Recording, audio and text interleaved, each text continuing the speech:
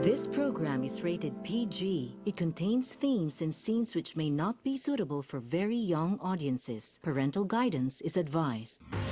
Be advised that the views and opinions of the hosts and guests do not reflect those of the station.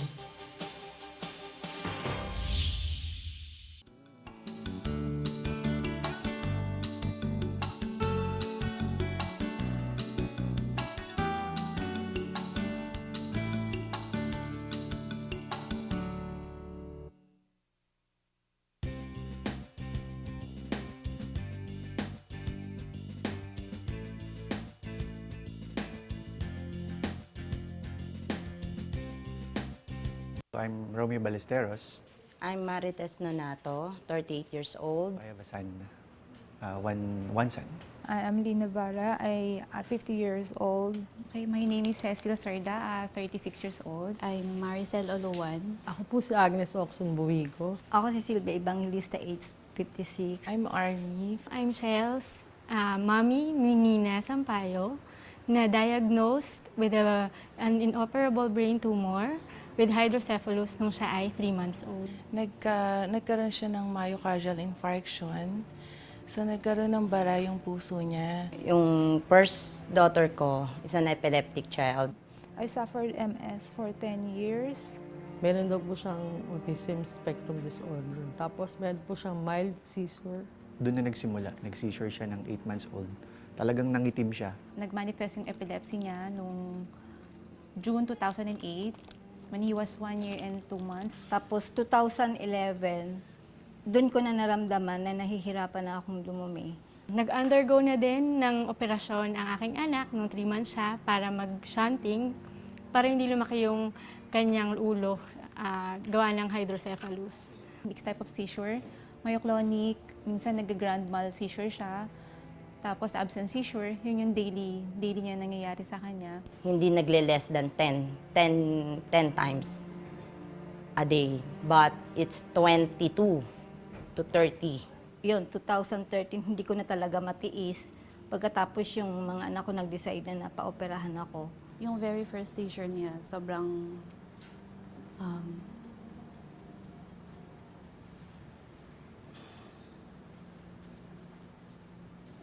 ang sakit kasi makita mo siyang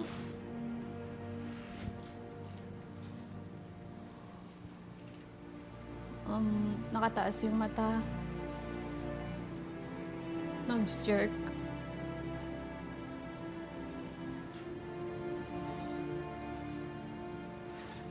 Wala kang magawa. Good evening, ladies and gentlemen. Welcome to Philippines Uncut. I'm your host, Buddy Kunana. Now, in this show, we talk about everything under the sun, and tonight is once again about our favorite advocacy, which is alternative medicine. You know, we here in Philippines Uncut believe in exploring alternative modalities to treating illnesses that we face today. And joining us to talk about this very interesting topic on medical marijuana is KIMMI Del Prado, and she's the founder of and member of the executive committee of the Philippine Cannabis Compassion Society. Good evening, KIMMI. Welcome to Philippines Uncut. Thank you. Thank you for having me here. It's a pleasure really to have you here because this is such an interesting topic. And I've long wanted really to talk about this. As you know, on my show, and I've sent you some links, we do support a lot of things like acupuncture. And, you know, we really believe in alternative treatments, alternative medicine. And, you know, I really want to illuminate really the viewers and everyone watching tonight about the possible benefits of cannabis, more commonly known as marijuana. Thank you for this opportunity, really. Yes. Okay, let's talk about you first, KIMMI. Tell us a bit about your background. Well, my background is, well, first of all, I'm a full-time mom, so I spend 24/7 with my kids. And let's just say that I do a lot of personal research. I'm into health, I'm into wellness, fitness, and organic, and, you know, the back to earth living. So my interest led me to a lot of research, and what got my interest in cannabis is I've never encountered any other plant as controversial as marijuana or cannabis. So I did my personal research. The first thing that you usually find when you look into something is marijuana is bad. It's illegal. It's highly addictive. Yes. It can cause cancer. It can make you violent. Basically, it's anything negative that you can throw into that. Yes. So I dig deeper into the subject, and then there's the other side of the story that says that there are people saying that it cured their cancers. They're cancer-free. They use it for lung problems, believe it or not, lung problems, and then glaucoma. And then the breakthrough right now is the movement of parents lobbying for medical marijuana or medical cannabis in the U.S. Yes. So there are now a lot of patients looking into, or actually already taking cannabis as to combat epilepsy. And when we say, you might ask, how can kids, or right now most of the faces of the advocacy are children. Yes, yes. So that's really something new. How can these faces fight for the availability of cannabis, Yes. right? And then prior to coming on cam, I mean, the two of us, we showed a video of all these women, testimonials really. And perhaps you can tell us a bit about that video. I understand that you guys at the Philippine Cannabis Compassion Society made that video. Yes. Yes. So maybe a little background about that video you just saw. background of that is we have the Hope campaign, wherein we feature the stories of our hopefuls. Yes. When we say hopefuls, those are people who want to try cannabis as an option. They've given up on their pharmaceutical drugs, Yes. and now they want to try something. So we have this Hope campaign to bring awareness to the Filipinos that don't think that we're just copying this from somewhere. Yeah. We get that, like basically you're just imitating whatever's happening in the U.S. You're just imitating that. No, we're not imitating that. We have cases here. We have patients. They're asking for the availability of cannabis, but we don't have that, right? It's illegal, and we don't want anyone. We don't want to risk anyone's security. Yes. And you know, it really is a trend now when you talk about alternative medicine. For a lot of people, it really is something that they resort to at the very end, when they've gone through Western conventional medical approaches. Which shouldn't be the case. Actually, it shouldn't be the case. You should try the natural first. Right, right. And so, you know, it really is a trend when you talk about alternative medicine. And how are some of these women doing on that video? I mean, are these success stories as well? No, these are the hopefuls that we call. Yeah. They are telling their stories on why they need it, because we don't have it. Okay, but and they haven't yet taken this treatment, this cannabis treatment. That's why we're lobbying for. That's why we now have the House Bill 4477, the Compassionate Use of Medical Cannabis Act. Okay. We need that because there are people who are urgently in need of the bill. We need to because first off, the reason why we can't access it here, we can't do further, we can't actually study it, is because it's illegal. That's the first thing. That's why we cannot conduct our own research here. But okay, let's say it is illegal. Yes. That is a fact. But are people already using it maybe underground? Probably, yes. For treating Probably. say conditions, no? So that probably is already happening. It is. And what we're doing right now is to promote awareness to people that, hey, you might have a cure, you might have a chance with cannabis. Yes, and, yes. But the thing is, we know what's going to happen if you get caught with marijuana, with cannabis, right? You get people arrested for minor possession of maybe probably 2 joints, and you put them together in jail with murderers, with people who killed, you know. Now, Kimmi, okay, please explain to me, how come cannabis has such a bad reputation? How did it get this bad rap? I mean, it's okay. You mentioned earlier, people say that when you talk about cannabis or marijuana, they say it's addicting, it can cause cancer. Okay, let's start with that. Is it addicting? No, according to my personal research, it's not. And what's addicting, you'll be surprised, is something that is not really regulated but is highly addicting. We have sugar, we have alcohol, we have nicotine, we have cigarettes. So when we say addicting, we should first look into what is it really addicting and what are the long-term effects if you get addicted to such substances. So just to give you a quick background, give you a quick info. Sure. Sugar, tobacco, and alcohol. You take that for long periods of time and you're going to have health problems, right? Yes. On top of that, tobacco can give you secondhand smoke, which can also endanger the people around you. Sure. And for alcohol, statistics show that there are a lot of people who are sick and dying because of too much alcohol consumption because it kills your liver, right? Plus, plus the effects of alcohol that cause deaths on the road. Exactly. We have drunk driving and we have rage, people fighting because they're too Yes. drunk or they engage in riots. They actually call alcohol the last legal drug. So Yeah, it's legal. That's the thing. Why is it legal? And statistics show that it has caused death, it has harmed people, it has harmed Yes, families and yes. communities, but it's still available. And when people are caught with, like what I said earlier, with minor possession of marijuana, 2 joints, I mean, that's tantamount to like committing murder, right? Yes. So, and our prisons, we get a lot of, I get a lot of stories. People tell me that in prisons, you have people, you're overcrowding the prison for minor possession of drugs, when in Yes. fact there are bigger things, bigger fish to fry. But Kimmy, tell me, so where does the bad rap come from? Okay, What is causing this? This negative, this overly negative image when you talk about the mere mention of the word marijuana? Okay, Even so as a child growing up, as a Yeah. student, it was like the biggest no-no. I mean, smoking, okay, it was okay. Probably drinking, we all did, some form of underage drinking. But marijuana was like the big, this is real serious yeah. stuff. So in the 1930s, before 1930s, cannabis is actually available via your pharmacies. Yes. It's used for epilepsy. Then there's stomach ache. So it has been used as medicine. medicine traditionally. I mean, in the old days. In the old days, and it's actually part of the what do you call this? It's under the herbal cluster. It's part of the alternative medicine. Now we have Harry Anslinger.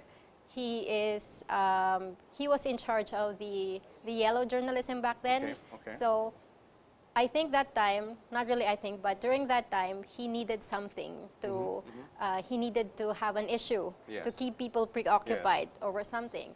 So he got interested in cannabis, which he branded as I think the evil's weed or something. Yes. So he demonized cannabis to have a rift between the locals and the immigrants. So when you say cannabis before, it's usually associated with the Negroes, the Hispanics, the Filipinos.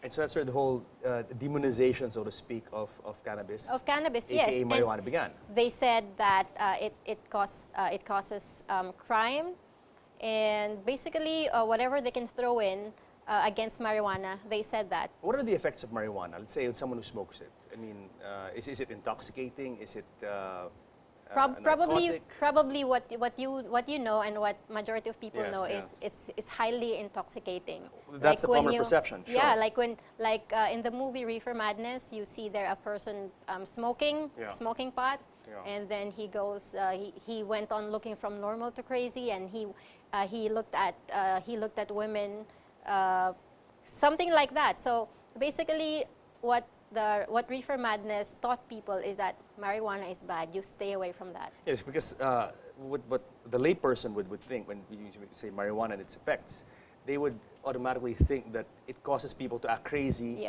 and juvenile and get into all sorts of trouble. No, so that is really the common perception. Is this true? I No, mean, it's not. Okay. No, it's not. As a matter of fact, how many U.S. presidents have admitted to smoking cannabis? well, 2 presidents ago, he said he didn't inhale, right? So, of course, I'm talking about Bill Clinton. No? Yeah. But the thing is, it's there. It's there in. It's in the culture, sure. Yeah. Sure.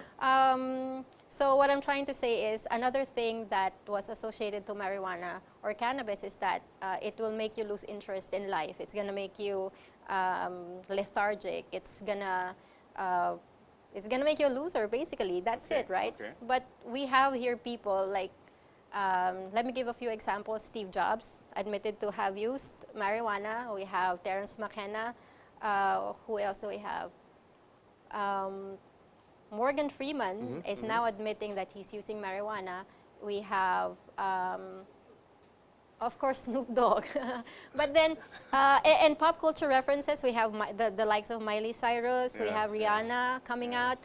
These are people, and basically you're gonna think that when someone smokes marijuana, they have no motivation at all. But we have here successful people who use marijuana. Yes, it probably gets the creative juices flowing. That's it, probably perhaps, that's right? it. It is obviously a stimulant of some sort, no? And there are benefits, as we can see. Yeah. And I've heard that people say that there's a thin line between recreational and medicinal because as compared to if we compare to alcohol or tobacco, you don't really get health benefits from that, right? Yeah. So here in the Philippines, okay, you guys are leading the push. Your group, which we're going to talk more about in the second segment, but your group is really pushing for the legalization of medical marijuana. Yeah. So what obstacles are you encountering? What are the most common obstacles that your group is encountering as you push this advocacy? two things, prejudice and stereotyping. There you go. So when you say, like for example, I might not be a good representative of the advocacy because if you look at me, I have tattoos and you know, I may not pass off as your average housewife or your average mom.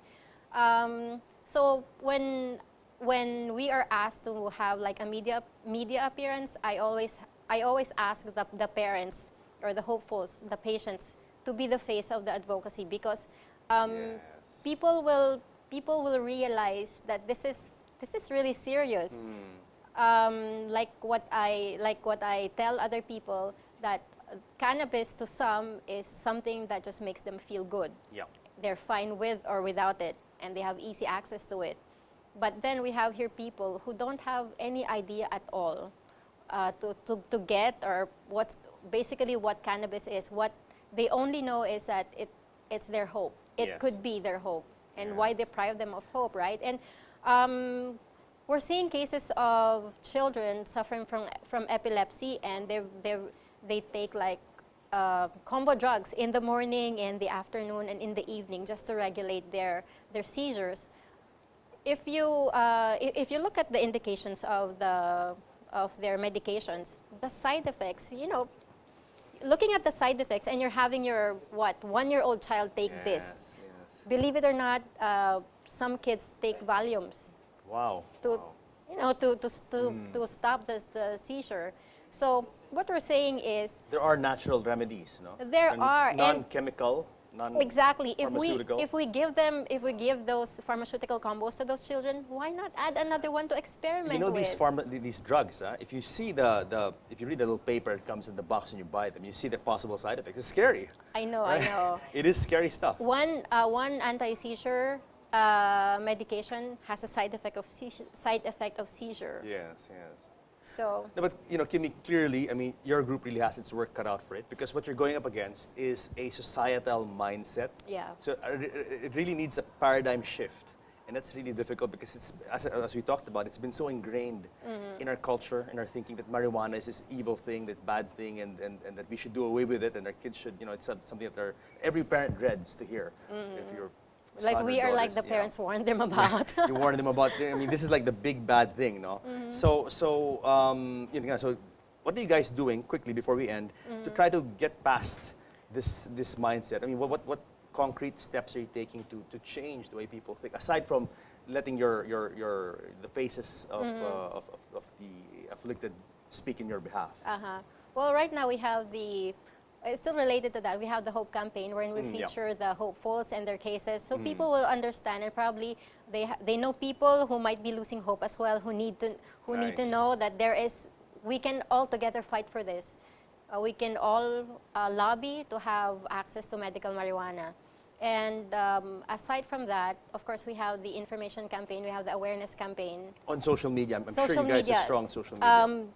Social media, particularly Facebook, plays a very important role in the advocacy. Without that, we wouldn't be here right now. How is mainstream media, print?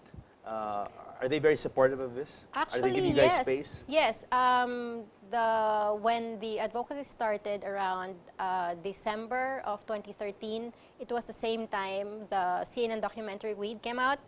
So that was the first series of really breaking in society, telling people about about cannabis. We have here a neurosurgeon, CNN correspondent, Dr. Sanjay Gupta, talking about cannabis. And he followed the life of Charlotte Figi.